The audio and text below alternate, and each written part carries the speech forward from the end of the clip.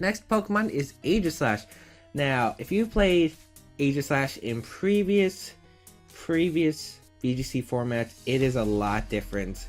And especially if you've played Ubers before, you definitely know that Aegislash is not the Pokemon that it was in different VGC formats. Aegislash is a Pokemon that has changed a lot. It has changed a lot in this tier, in this format in general. It's now run physically, because physically Aegislash or mixed. The main reason you run Aegislash, Wide Guard is one of the most fantastic moves in this game. Because of primals, spread moves are very common, and Aegislash does so well to help and support with Wide Guard. It is great. Gyro Ball is the main reason people run Aegislash. It's a Xerneas check. Xerneas can go for Moonblast, but a +2 Moonblast will do only about 50%. Probably even less than that depending on the investment. And then you can OHKO it with a Gyro Ball. Aegislash, most common moves are Shadow Ball, because Shadow Ball, if you're mixed, it does help against a primal Groudon still. Some run Shadow Sneak just for that priority. Some people still run Substitute, which is an okay option. It's not really the best option. Yeah, there really aren't that many usable moves that Aegislash really uses. Its item choice is actually a lot variant as well. Focus Sash Aegislash is actually one of the most common Aegislashes you're going to face in this format, just because Aegislash is still going to take a lot from primals. If they can get an attack off you, they're going to do a bunch of damage, and you kind of want Aegislash around, so Focus Sash is a good way to keep with that, as well as spamming Wide Guard in Blade form is most likely a scenario. So that is why that Focus Sash is used. Other variants include Life Orb, Weakness Policy, your standard. However, again, Aegislash do not carry Flash Cannon as they used to. Flash Cannon isn't really that good of a move on Aegislash anymore, and you're going to see Gyro Ball a lot more often. Don't expect to see Flash Cannon at all in this format. Next we have Kyurem-White, who is a very, very, very powerful Pokemon. Kyurem-White has so much potential because of its damage output. The fact it resists Primal Kyogre's water type moves. Because of its Ice Dragon type, it is not a fire type, it is an Ice Dragon type. If you slap a Choice Specs or a Life Orb, this thing's gonna chunk. Choice Specs Draco Meteor can OHKO Primal Groudon, which is extremely nice. It's got a pretty good move pool too. Ice Beam, Draco Meteor, Fusion Flare, Earth Power. It gets some decent moves. Even if you're running like not a Choice Specs and do you want to run some other moves, it gets some options such as Roost, which is actually pretty good. Roost is nice for healing, especially if you don't want to run Earth Power. And it's just a very strong Pokemon in general. It can handle the primals, it outspeeds the primals as well, which is very nice. And it's a Pokemon that's going to hit really, really hard. You better prepare for this monster. It can hit really hard. It's very uncommon. However, I feel like it has hidden potential, and it's why it's in this tier. Next up is Mega Mawile. Now, Mega Mawile is really good in this format. Now, Mawile had some really good usage in 2014, late 2014. Not really much usage in 2015, but 2016 it really shines. Its damage output can compare to the primals. Because of that huge power, base 115 attack doubled with huge power is insane. Its Play Rough does so much to Primal Kyogre. Its Sucker Punch can be boosted, especially if you pair it up with a Pokemon such as Yveltal. The Sucker Punches are gonna really hurt. And pretty much the only set people run are Play Rough, Iron Head, Sucker Punch, Protect. There are some weird options that people run, such as Rock Slide and Fire Fang, so you might want to be wary of those options. But other than that, Mega Mawile, still great Pokemon. It doesn't really like primals. Primals can really just hurt Mega Mawile, as an Origin Pulse or a Precipice Blades, Eruption, etc. can knock out this Mega Mawile. However, it does do well against a lot of the other Pokemon. It can handle Pokemon such as Palkia if it can outspeed. It can knock out a lot of Pokemon because a lot of Pokemon are weak to Fairy. That's another reason why Xerneas is so good. Mega Mawile can also do the same. Mega Mawile has that Fairy typing, and it's super effective against a lot of Pokemon in this format. And the fact that Mega Mawile can handle Xerneas is pretty nice. It can live a +2 Moonblast. It can fire off an Iron Head and knock it out. It's a really nice Pokemon. However, the only problem is it's quite slow. And even if you're running Thunder Wave on your team, you need quite a bit of investment to outspeed Xerneas after a +2 Geomancy if you're running Thunder Wave. So keep that in mind. It's also not that great, especially bulky, but Intimidate is a nice ability with its previous form. However, it can't really switch in. That's one of the weaknesses compared to other gens.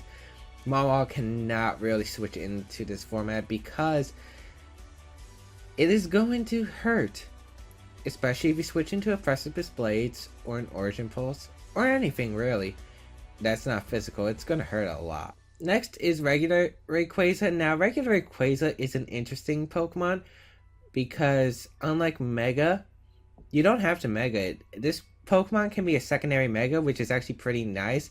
The fact that it can actually deal with Pokemon such as Primal Kyogre is pretty nice.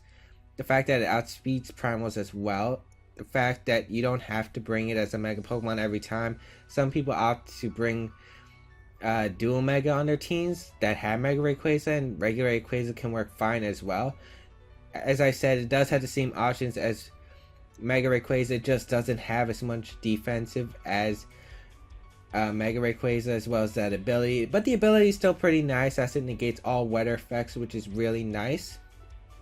So it is still a viable Pokemon, and I already covered its moveset. So moving on. Now you might be wondering why Greninja is here, but Greninja is actually a decent Pokemon in this format for a few reasons. One, the fact that it has Life Orb Gunk Shot to have a chance to knock out Xerneas. It's actually pretty nice. A Life Orb Gunk Shot is gonna hurt Xerneas. And the fact that it can help some Pokemon set up with Map Lock is actually pretty nice. And it gets cool options such as Grass Knot. And again, it's a very versatile Pokemon. Ice Beam. The fact that this format's so offensive, there's a lot of frail Pokemon involved. Greninja can also sweep using those options. Grass Knot especially. Grass Knot's a very cool option because it does so much to Primal Kyogre. And Map Lock is a cool option, as I said. There's so many variants of Greninja where it can run Dark Pulse, Ice Beam, Low Kick. There's so many variants. It's a very hard Pokemon to predict, and the only problem with it, obviously, is because it's frail. However, it does outspeed a lot of Pokemon in this metagame and hurts for a lot of damage. So it's a Pokemon to be aware of. Next Pokemon is Smeargle. Everyone's hated Pokemon, especially in 2010. Thank God they banned it in 2012, but they made it come back in 2014 for some reason. The only problem with Smeargle, and the only reason you're probably gonna run it, is Dark Void. Now, Dark Void is a very strong option in this game, just because if you can get both your opponent's Pokemon to sleep, your Mega or your Legends can just do so much work. They can get damaged, they can set up. Smeargle plus Xerneas is common. It's a very strong option. The fact that Smeargle gets any move in the game, also, it has so many options. I can't even list them all. There are so many viable, crafty movesets you can run. It's insane. Dark Void, obviously. Most people run Spiky Shield. A few rare people will opt for King Shield, but you should really run Spiky Shield on Smeargle if you're gonna run it. It gets moves like Follow Me. It gets Transform. Transform is actually probably the coolest option it gets because it can transform into a Xerneas that's already boosted, and Transform will allow you to get those boosts as well, which is very, very, very strong. The fact that Trick Room Endeavor level 1 Smeargle is also a Pokemon that could actually work in this format. I have seen quite a few of those as well, and as I said, Smeargle gets so many options. Some people actually run a Sure Code on it and try to hope. The only reason why it's a bit of a low tier, although Dark Void is such an amazing move, it's because it's not very consistent. You don't know if your Dark Void's going to hit. which is a very big problem. A lot of people will run Focus Sash on this Smeargle or Choice Scarf, and a lot of Smeargles are paired up with Quick Guard, so you definitely want to have a strategy for Smeargle. You don't want Smeargle wrecking your team and making you feel bad, especially at a tournament. Have a counter for Smeargle, be sure to counter it. Next up is Crobat, and Crobat, I think we were supposed to have a higher tier for it. It probably was updated, but Crobat is a fantastic Pokemon in this format. The fact it's base 130 speed, so it can outspeed a lot of Pokemon in this metagame, is extremely nice. The support options, though, are insane. It gets Quick Guard, it gets Taunt, it gets Tailwind. It just gets a lot of good support moves. Super Fang is pretty much its main attacking move, which is basically a support move, but a lot of Crobats actually opt for Super Fang, Quick Guard, Taunt, Tailwind. I have seen some other cool sets though. Some people run Cross Poison because in some variants it can actually 2-hit KO Xerneas. And some people run Raybird just to get those KOs. It's a very versatile Pokemon, and Crobat's actually bulkier than you think it is. It can actually take Dazzling Gleam or Moonblast from +2 Xerneas pretty well, actually, surprisingly enough for Crobat. And the fact that it's pretty much Smeargle's best counter because of Inner Focus, its ability. Inner Focus is an amazing ability. It makes it immune to Fake Out, which is really nice. The fact that it's faster than most Fake Out users means you can Quick Guard before the Fake Out. And the fact that Lumberry on Crobat's pretty much the most common item to counter Smeargle. If it's Choice Scarf, the Lumberry will pop, then you can Taunt or fire off a Tailwind and then Taunt next turn. Or if it's Sash, you can just Taunt right away and the Smeargle basically becomes useless. Lumberry is pretty much its guaranteed item. Some players do actually opt for some different items if they have a Lumberry on a different Pokemon, such as Citrus Berry. They can run Mental Herb. But usually it's very defensive Crobat set with support. Finally, next up is Mega Salamence in this format. Now, Mega Salamence is actually a very fantastic Pokemon. Probably top 5 Megas, definitely. It is probably actually the 5th Mega that I mentioned in this tier list, but it is a very strong Mega. The fact it has base 120 speed means it can outspeed most of the Pokemon in this format, especially Mega Rayquaza, and fire off a Draco Meteor and knock out Mega Rayquaza. The fact it can hit for decent damage. Hyper Voice does actually a lot to Primal Groudon, and Double Edge does a lot to Primal Kyogre, and Intimidate again is a fantastic ability before it Mega Balls. It's just very, very strong in general. The fact it can get support moves such as Tailwind is pretty nice. Tailwind is actually a really nice move on this thing. And again, just sheer power. It has sheer power. Not as an ability, it just is sheer power. The fact that it has Hyper Voice, Double Edge, Draco Meteor as the main set for Mega Salamence is pretty nice. It can just do a lot of things, and it can handle a lot of Primal Groudons that don't carry a Rock type move or the weird Hidden Power Ice, which is uncommon. So Mega Salamence does pretty well. And the fact that Double Edge is going to hurt Xerneas still a lot. It does probably 75% to a non-bulky Xerneas, and that's from a minimum attack Salamence, I think, or something like that. It might be 60% that I'm thinking of, and then 252 might do 80, but I'm still not sure about that. But Mega Salamence is definitely a fantastic Pokemon in this format. It does get other options. Some players actually opt for Flamethrower or Fire Blast, or just to hit Ferrothorns if they're Ferrothorn weak teams specifically. Earthquake can hit a few Pokemon, but it's not really recommended. There's Dragon Pulse in case you don't want to deal with that -2 if you're running a full special. Mega Salamence, there's Return or Frustration. Frustration, most likely you don't really run Return in this format. Frustration's probably the way to go, just because a Pokemon like Smeargle transform into you. There's Dragon Dance. Dragon Dance set can still be pretty strong. It's kind of harder to set up in this format though, because you're going to be taking a lot of damage. Roost if you want to be one of those support menses. And as I said, Tailwind is also an option, so it's pretty cool in that state. Alright, so here we have tier B, and there are quite a few interesting Pokemon in this tier. We have Kyurem-Black. Now, I think Kyurem-Black, some players actually underrate, because Kyurem-Black has a bit of potential. The reason why I say Kyurem-Black has a bit of potential is because it can do a lot of damage to primals. It can OHKO Primal Kyogre, if you guys didn't know, with Fusion Bolt. A life for Fusion Bolt. It can hit Primal Groudon pretty hard with an Earth Power or a Draco Meteor. And the fact that it's got fantastic coverage. Just the weird special attack thing where it has more physical attack than special attack is a bit strange. But it is still a very strong Pokemon, and I think people just underrate it in general. It's definitely a hard hitter. It's pretty nice in general. It has pretty much the same options as Kyurem-White, except it can't be really specs or banded. But mixed is definitely a viable option for this thing, and it's very strong. It does get Roost, as I said. It gets the same movesets, except Fusion Bolt over Fusion Flare. It's pretty nice, and it just can do a lot of damage in general to no matter what. It can just put a lot of work, and I think people underrate this, as it's probably better than some of the legends that people use anyway. So I feel like it's very underrated in general. It has the same movesets as Kyurem-White, as I said, if you guys want to look up sets for it.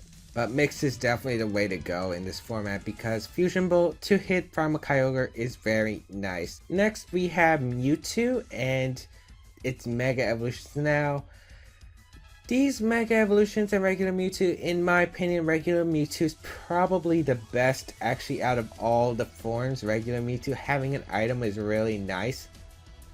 Regular Mewtwo has a base 130 speed, and the fact that it has a base 154 special attack, that is insane. That is insane. Slap a life or slap a choice specs, it is going to do a lot of damage. And the fact that its move pool is very fantastic. Side Strike is a very strong move. It's a more powerful Side Shock, and it just does insane amounts of damage. Some people opt for Calm Mind. This thing gets a reliable recovery with Recover, actually. And fantastic move pool. Flamethrower, Ice Beam, Thunderbolt, Earthquake. It gets a lot of good moves. And the reason I think regular Mewtwo is better, because the Megas take up the item for a little boost in their stats, plus they waste a Mega slot. But I think regular Mewtwo has a lot of actually hidden potential that I think we haven't explored yet. I have definitely played around with Choice Specs Mewtwo, and I have definitely loved it. Mega Mewtwo X, I feel like, has potential. It's a fighting psychic type, which is kind of cool. It actually gets some cool options with Bulk Up and Recover. And it has Low Kick, it has Drain Punch, it has Psycho Cut. It can get Poison Jab if you want to hit Xerneas for a decent damage, I guess. And it gets the same move pool as Mewtwo Y. It gets a boost in its defenses. Steadfast is its ability, which is interesting.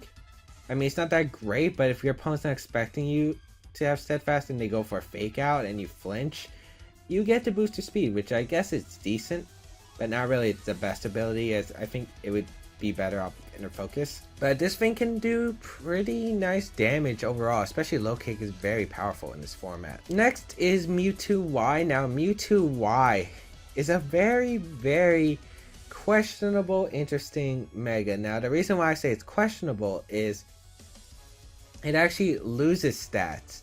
Unlike Mewtwo X, where it gains stats, Mewtwo Y actually loses 20 physical defense, which is, it might even be 40 actually. I do not remember the exact number, but it does lose defense, and that's very questionable indeed. It gets a raise in its attack, which you don't even use because you increase its special attack. And special attack is pretty much where Mega Mewtwo Y shines, is base 194. However, if you do use Mega Mewtwo Y, you're going to notice it misses a lot of KOs. Or Spear can't even OHKO a 4 HP Kangaskhan. Well, that's probably if you're running Timid, but it's kind of underwhelming in the damage department. It misses a lot of KOs. You're pretty much going to have to run like a Calm Mindset. The ability is also very situational. It gets Insomnia, which means it can't be put to sleep. Very nice for Smeargle and Amoonguss, but if your opponent has neither of those, not really the most useful ability at all. Again, it has the same options as regular Mewtwo with the same move pool. It gets a fantastic move pool. It gets recovery, but it's really frail on the physical side and cannot take hits on that side at all. which is a big problem. It, however, can boost it with Barrier, I guess, but again, not really a good option in this. Next, we got Talonflame, and Talonflame, I think, could be higher tier, but the reason I put it in a lower tier is because Talonflame is a very fast Pokemon. It does get Tailwind, priority Tailwind, it gets priority Brave Birds, it gets Quick Guard, it gets Taunt, it gets a lot of support options, which is nice. It's just like Crobat, however, it's more offensive pressured with Flare Blitz and Brave Bird, where it can do decent damage, I guess. Especially Flare Blitz in the Desolate Land, the Sun, which can do a nice chunk of damage. However, the problem with Talonflame is it's very frail. It doesn't hit hard at all, which is kind of why it's in this tier. It's great supportively. It gets Will-O-Wisp. However, the only viable moves you're really going to run it are Brave Bird and Flare Blitz for attacking moves. Some people opt for the Swords Dance Talonflame, which I guess is kind of interesting. But other than that, it really doesn't do much damage. Otherwise, even with a Life Orb, even in the Desolate Land, it can't KO a Mega Kangaskhan with a Flare Blitz. Even boosted with Stab with Life Orb. And the fact that Brave Bird is very pathetic in damage is great. The fact it takes over half from an Eruption from Primal Groudon is also very sad. Its bulk is just not very desirable. And that's kind of why Talonflame isn't really seen that much, as where Crobat can do reliable damage, it's faster. And the fact that Crobat can do more damage than Talonflame to a lot of Pokemon with Super Fang is pretty nice as well. And you don't even have to run Lumberry, which Talonflame, if you're running Life Orb, you're only going to get bit damage, and if you run Lumberry, you're going to do no damage at all. The next Pokemon is Yveltal. Now, I think Yveltal could place higher in the stats. It's got a pretty interesting ability in Dark Aura, which is like Fairy Aura for Xerneas. However, it boosts Dark-type moves instead by 1.33%. It's very, very nice. It's actually got quite a good amount of bulk. It still has that Awkward Spear tier, just like Xerneas. It has base 131 attack and special attack, which is pretty nice, and it's got a pretty nice move pool. It has the unique move Oblivion Wing, which is a lot less significant than its counterpart's specific move, signature move Geomancy. But Oblivion Wing, it's a flying type move, and it heals 75% instead of 50% like most common healing type moves such as Giga Drain. But Yveltal is a very interesting Pokemon. It gets a lot of good moves such as Knock Off, Sucker Punch, Foul Play, Tailwind, as I said, Oblivion Wing, Tailwind, Oblivion Wing. It gets Taunt, it gets Roost, which is actually pretty nice. Snarl is actually a really good move on this, because Snarl's actually, even though Snarl is usually a support move that doesn't do much damage, Snarl actually really hurts actually on this Pokemon. Yveltal can actually do a lot of damage with Snarl, believe it or not. It gets some offensive moves, but they aren't really worth mentioning. It gets Psychic, it gets Hidden Power, I guess.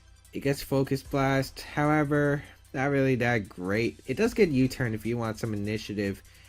Dark Pulse is probably the most useful Dark type move because it just hits so much. It does get Heat Wave, but otherwise it's not really that great for offensive. The only really good offensive moves it gets is probably Sucker Punch, Knock Off, and the rest are usually more supportive or defensive, such as the Oblivion Wing and Snarl. I think Foul Play is pretty much its best move because Foul Play can do so much damage. The fact that Primal Kyogre actually has base 150 attack and Primal Groudon has base 180 attack. The fact is, if you, with Dark Aura and the Stab Foul Play, you can actually two-shot both those Pokemon, or you can even one-shot it if you go for a move like Swagger before then and knock out the Primal or Legend in a single blow. Swagger Foul Play actually knocks out so many Pokemon in this metagame. It's actually insane how good this thing can be, especially since Yveltal can be paired with a lot of Dark types. Or not even Dark types, just Pokemon with Dark type moves like Priority Sucker Punch from Mega Mawile, Sucker Punch from Mega Kangaskhan. The fact that Dark Aura can boost those is pretty nice, especially since it's priority. And Yveltal is a very nice supportive mon. The most common items are Weakness Policy, which is interesting. Weakness Policy, a Snarl does so much damage actually if you get the Weakness Policy boost. Oblivion Wing can also help, and it makes Yveltal a very offensive threat. Life Orb is also a pretty nice item on Yveltal, because I believe Dark Pulse is able to one-shot Cresselia. Black Glasses allows Foul Play to KO Mega Rayquaza, which is pretty cool. The fact that this thing has so many options. It can run Keyberry, it can run Moronga Berry, it can run Assault Vest. It's quite an interesting, diverse Pokemon, and it's definitely worth testing. And it has so many options, as I said earlier, that I think it could have a lot of real potential. I have tested Yveltal and I have liked it. I have loved it. I have loved it a lot. Our next Pokemon is a Pokemon you should be familiar with, Amoonguss. Now, a lot of people might disagree with my placement of Amoonguss. They think it'll probably be higher tier. The reason I put Amoonguss here is because, as I said before, walls, they don't really wall much in this format anymore, and Amoonguss is no exception to them. Amoonguss takes a lot of damage. The only reason Amoonguss is probably still good is because it can spore. Rage power is still decent. No one really uses safety goggles anymore. It's very rare to see safety goggles these days as an item, so I guess it could come back with hidden potential. But the fact that Amoonguss takes so much is very insane. Precipice Blade, Water Spout, Origin Pulse, Ice Beam, Eruption. It can take a lot of those not very well. And the fact that Amoonguss' main job was to handle Mega Kangaskhan. However, Mega Kangaskhan isn't much of a thing anymore. It's kind of like, why run it really? But it is still a strong Pokemon. It does really handle Trick Room very well. Trick Room is very nice for Amoonguss to deal with, and that's one of the reasons why it's in this tier. I think Trick Room. Now, move-wise, Spore, Rage Powder, Protect are probably the most common. However, you do not use Giga Drain like in previous formats. In this format, you usually run some interesting moves on Amoonguss. Amoonguss can carry Grass Knot, which can do decent damage to Primals and other Pokemon. Clear Smog if you want to handle setups such as Xerneas and Mega Kangaskhan. You can also run Foul Play. Foul Play actually does decent damage, but it's kind of underwhelming since it's not stab, but it still does decent damage overall, and it's probably a better option than Giga Drain. Giga Drain really doesn't hit anything, and Sludge Bomb is probably still not really worth that much. It's got not really many options other than those options really, but could come back in the format. But I don't know, Amoonguss is kind of one of those interesting Pokemon in the position where it just takes so much damage. Regenerate is a nice ability though in this format, but switching, as I said, is very hard, which means its regenerate ability is kind of hard to pull off, which is kind of why I put it in this tier. Next we have Landorus-Incarnate. Landorus-Incarnate is kind of interesting. Unfortunately, it does not get its Sheer Force ability, which is very, very disappointing because it did in Generation Showdowns, but unfortunately it doesn't work in VGC 2016. However, it's an interesting Pokemon. It can knock out Primal Groudon, which is very, very nice. A Life Orb boosted Landorus-Incarnate can do nice work. It can also have Hidden Power Ice. The fact it can have moves such as Knock Off in case you want to stop Xerneas from Geomancy. As I said, you can just knock off the item, the Power Herb, before it Geomancies. Some people ran Sludge Bomb because it can do decent damage to Xerneas. However, again, without Sheer Force, it's not really that much worth it, as it only does about 60% with a Life Orb boosted. And it's an interesting option. It's got a pretty cool speed tier, as it outspeeds Pokemon like Mega Kangaskhan and Salamence before Mega Evolving by 1 point, which is pretty handy. And I think it has potential. I don't think we'll see too much of it, but teams with trouble with Primal Groudon might run a Landorus-Incarnate because it is a heavy hitting option, and it's guaranteed to outspeed. Next we have Ludicolo. Now Ludicolo is an interesting Pokemon. It's kind of not bad, but it's also not that great either. The reason is Ludicolo is one of those things that was used in 2010, which could wall Kyogre. And it does actually wall Primal Kyogre pretty well. It's got a really nice special defense stat, Assault Vest if you really want to run it that way. It's got some quite offensive pressure in the rain, however, it doesn't hit for much damage in this format. And the fact that if there's no Primal Kyogre on your opponent's side of the field, it's gonna probably stay in the back because Ludicolo doesn't really do much other than that.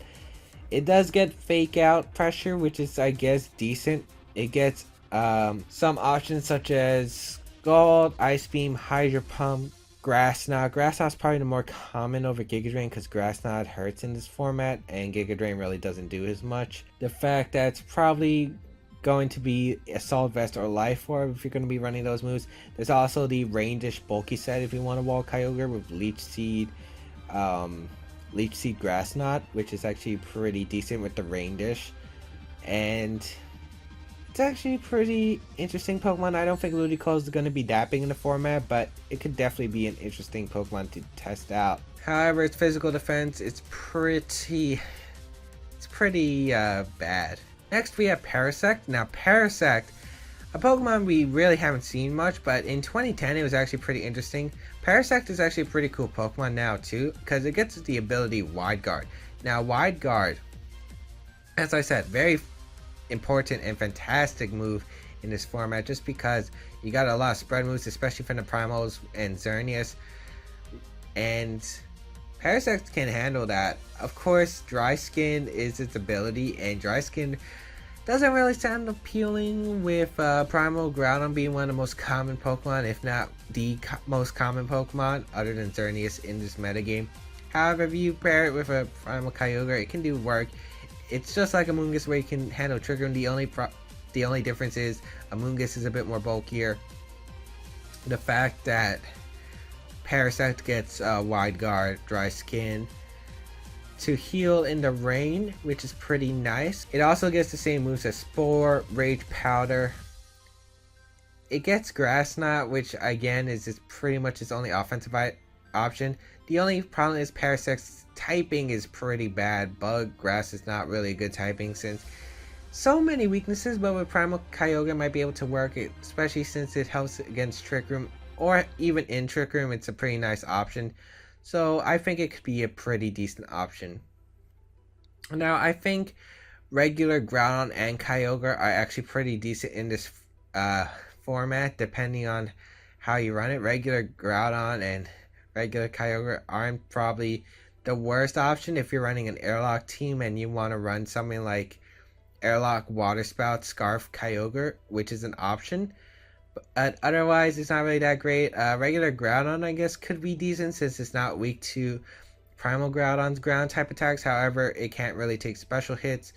Plus, that Eruption can actually knock out regular Groudon. So, it's kind of an interesting twist. So, I don't know how you guys want to run it, but definitely weather could be interesting. It's just, and they can run items, but I think the Primals are still going to be stronger, but I guess they have some potential I could see. Now we have Tier C, which is pretty much the lowest tier, and I had to put these Pokemon somewhere. So we have regular Kyurem, which doesn't really do anything. You're better off with either Kyurem-Black or Kyurem-White, just because Kyurem-Black and Kyurem-White literally have better stats, and they have better move pool because they actually get a few more moves than regular Kyurem. We have Lugia, which is an interesting Pokemon. It might have been better if it got the multi-scale ability like it did with the hidden ability. However, it's not legal with Pentagon. It is a decent staller with Calm Mind, Toxic, Thunder. It gets some support options like Thunder Wave, Icy Wind.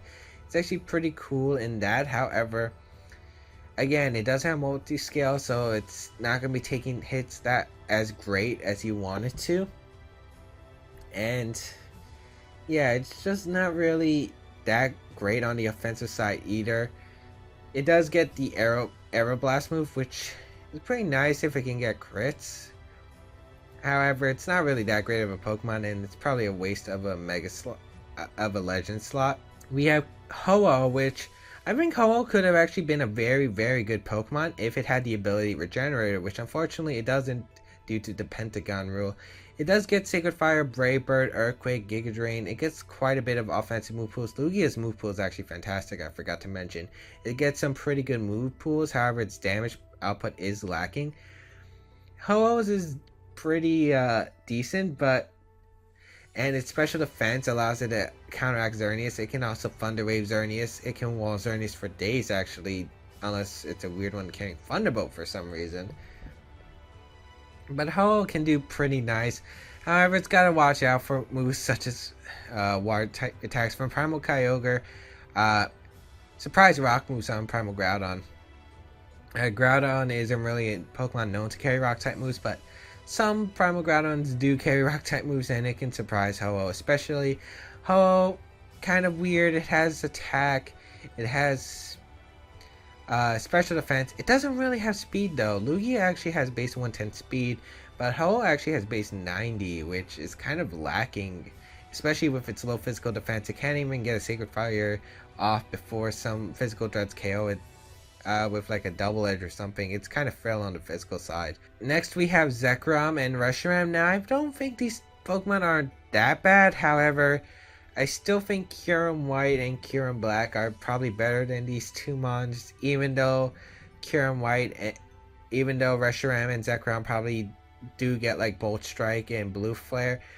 They're not really worth it in my opinion, just because their move pools are kind of lacking, and they really just don't have that many options for them, and they don't really have many roles that really that benefit them in the format. I just don't think they really have much benefits to team compared to other legends.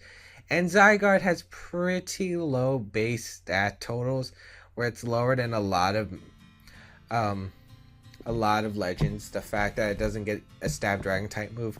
Orb Break is an interesting ability that reverses Fairy Aura and Dark Aura, which makes their moves less powerful by 67%. So now their moves will do 67%.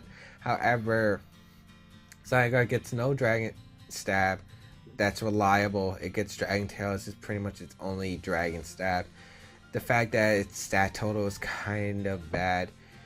The fact that it gets Coil and Dragon Dance, I guess, but it's probably a worse Garchomp in my opinion, unless it gets new forms or something. But otherwise, it's not really a Pokemon that's really worth using, and probably will sit out for the entire 2016 season. So I want to talk about leads in this format, because there are quite a few common leads, and I just want to go over a few of them. Here, I want to show off some of the common leads. You got Crobat or Talonflame with Smeargle. Now, you want to beat this lead, because if you don't beat this lead, you're going to be relying on the dice game with Dark Void, and usually you don't want to play that. You do not want to play that.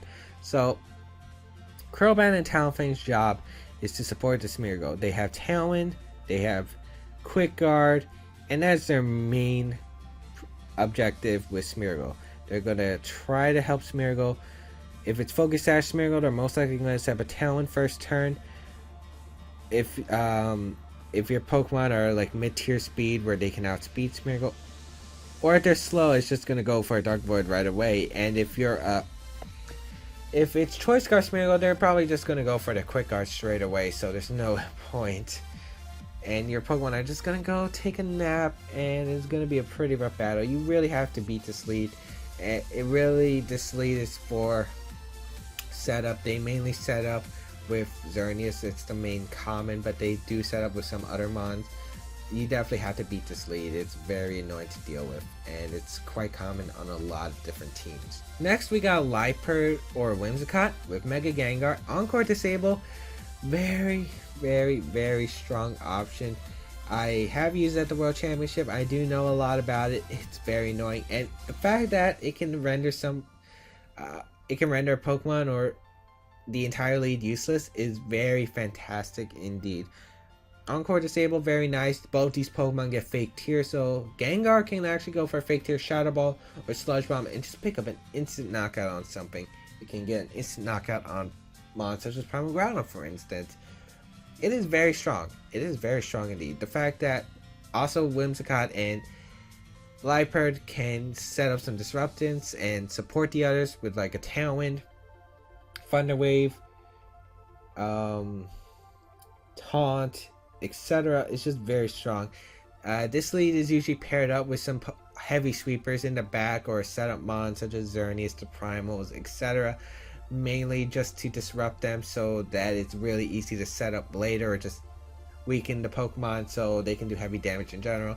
Very hard lead, and it's a very fantastic core. It's definitely something to watch out for in VGC 2016, and a very interesting core if you want to build around it. Next we have Kyogre, Rayquaza, and the Steel type. This is more like an anti-meta team where most of the meta is Primal Groudon, Xerneas. Well, this core is meant to beat that.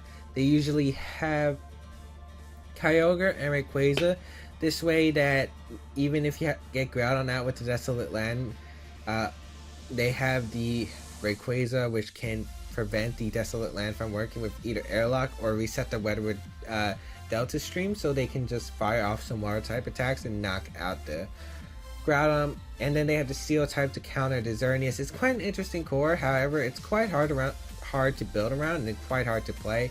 The switches are kind of interesting as well from your side, so it's a very interesting core, and if you are a Groudon Xerneas player, you have to build around this and play around this. And if you are this kind of core, it's very interesting to see what Pokemon can pair it well with these Pokemon.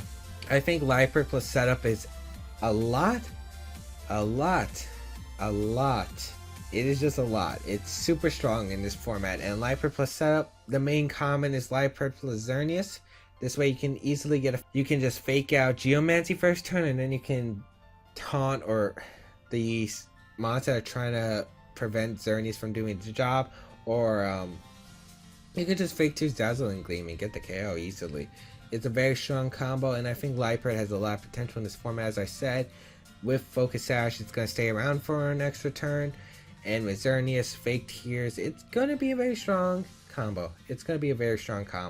This is probably the most common team you're gonna face in VGC 2016.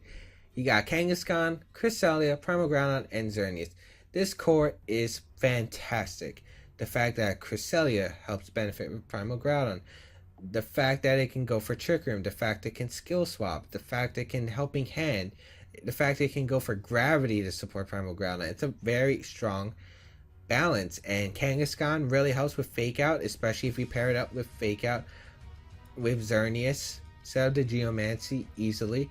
It's also great because Groudon and Xerneas are such a great core, because Primal Groudon pretty much beats everything that Xerneas is weak to or resists.